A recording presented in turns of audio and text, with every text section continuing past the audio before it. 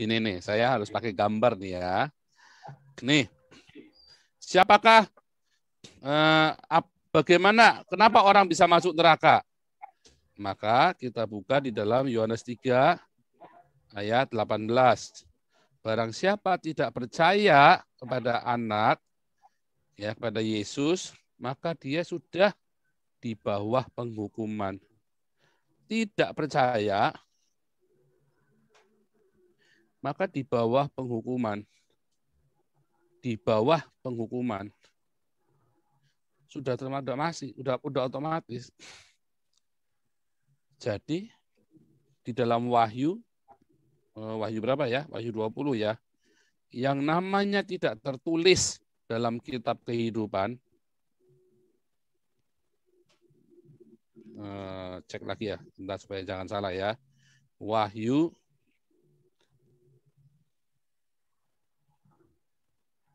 19 dulu. Yang namanya tidak tertulis dalam kitab kehidupan. Oh, Wahyu 20 nampaknya ya. Nah, betul ya. Ya, lihat ya ayatnya nih. Dan aku melihat orang mati, sebentar. Ya. Dan aku melihat Wahyu 20 ayat 12, dan aku melihat orang mati besar kecil berdiri di depan tahta itu. Lalu dibuka semua kitab, dan dibuka juga sebuah kitab lain, yaitu kitab kehidupan. Dan orang-orang mati dihakimi menurut perbuatan mereka, berdasarkan apa yang tertulis di dalam kitab-kitab itu. Maka laut menyerahkan orang mati dan yang ada di dalamnya, dan maut dan kerajaan maut menyerahkan orang mati yang ada di dalamnya, dan mereka dihakimi masing-masing menurut perbuatannya. Jadi orang kalau tidak percaya Yesus, dia akan dihakimi menurut perbuatannya. Auto. Dan setiap orang yang tidak ditemukan namanya tertulis di dalam kitab kehidupan itu. Kalau kita tidak tertulis di dalam kitab kehidupan, berarti kan kita tidak percaya pada Yesus, maka kita nggak tertulis. Maka kita sudah auto ke dalam neraka. Wah, jahat benar Tuhan. Oh, bukan.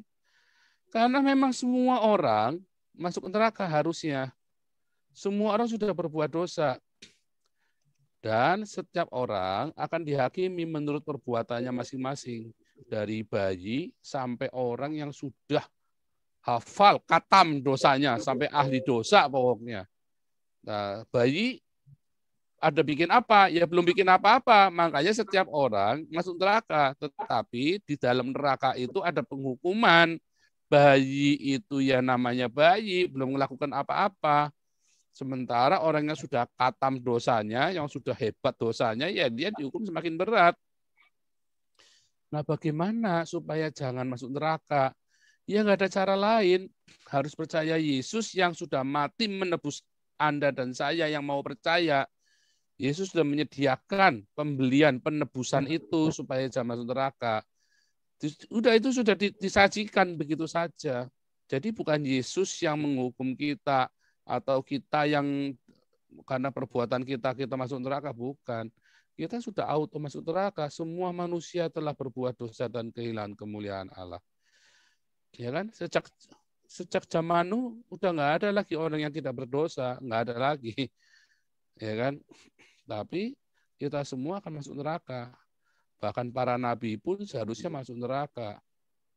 Tetapi karena nabi beriman kepada datangnya Mesias, datangnya Yesus, dan mereka bernubuat untuk Yesus Kristus, maka mereka masuk ke dalam dunia orang mati tetapi diselamatkan. Ya, mereka masuk ke dalam maut, tadi kan maut, ya kan? Karena tadi maut. Lalu, ya, ayat 24, lalu maut. Nah, ini kan maksudnya dunia orang mati. Dan kerajaan maut dilemparkan ke dalam lautan api. Ya, maut dan kerajaan maut itu adalah dunia orang mati, ya kan? Nah, itu udah otomatis kita semua itu harus masuk neraka. Nah, terus Yesus menawarkan penebusan buat kita. Kita ambil penebusan itu, ya kan? Nah, yang kita ambil penebusannya. Nah, pertanyaannya, ya kan, bagaimana supaya Pertanyaan kan orang-orang Islam bagaimana? Orang-orang Islam sudah pasti walaupun dia berbuat baik kayak apa, dia mau berbuat baik kayak apa tetap lebih banyak dosanya. Orang Buddha bagaimana? Iya dia mau berbuat baik kayak apa, dia tetap banyak dosanya.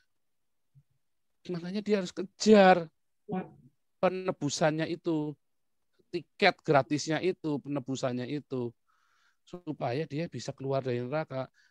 Kalau gitu Tuhan nggak adil, oh adil.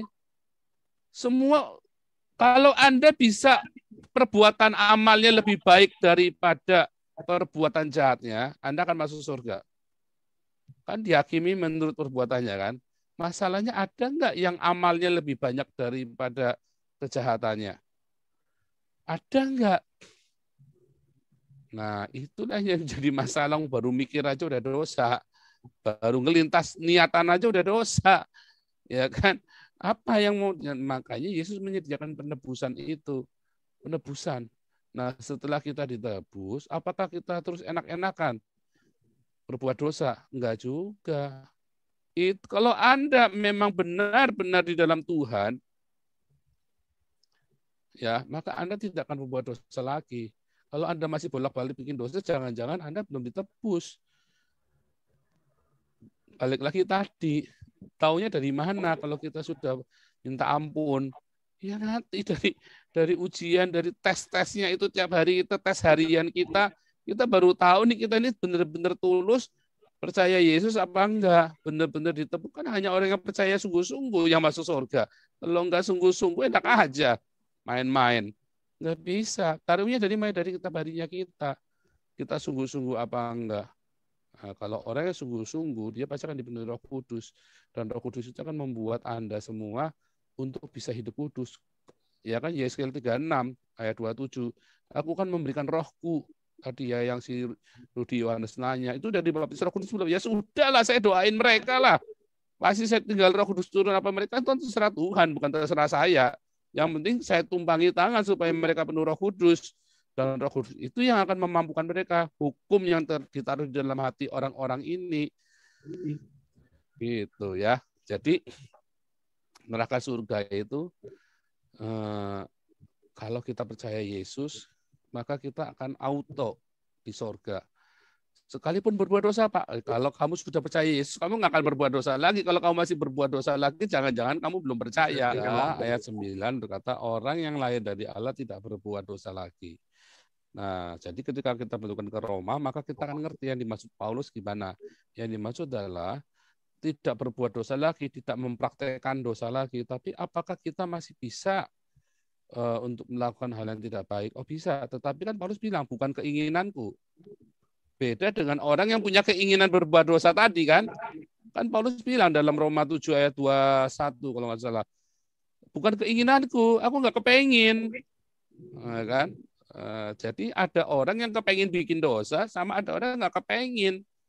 Nah itu harus dibedakan. Makanya ada 1 Yohanes 3 ayat 9. Semua orang yang lahir dari Allah tidak berbuat dosa lagi. Dan Paulus bilang, tubuhku ini fana. Aku nggak kepengin bikin dosa.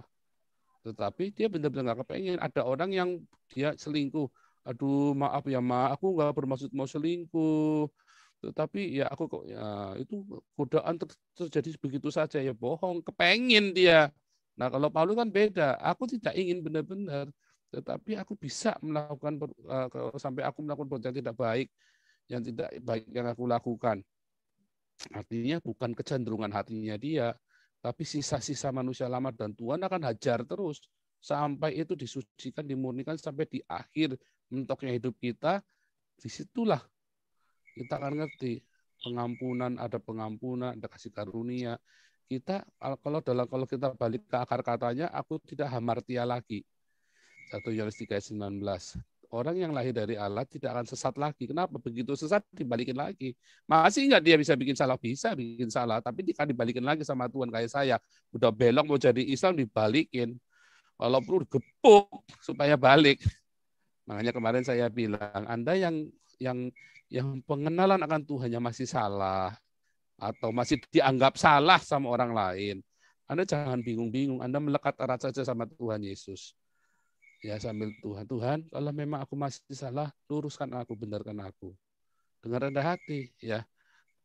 Ya kan, Tuhan pasti akan rendah hati. Pegang erat-erat sama Tuhan. Kalau memang kita benar-benar salah, kita pekat erat sama Tuhan, pasti akan diluruskan kok, akan dikembalikan kepada jalan yang benar kok. Nggak mungkin Anda masuk neraka, percaya saya. Tapi Anda harus melekat erat sama Tuhan. Jangan terus Anda hidupnya serampangan juga ya. Saya kira gitu Pak Kacamada. Konteksnya begitu ya maksudnya ya. Terima kasih Pak Paul, terima kasih. Iya.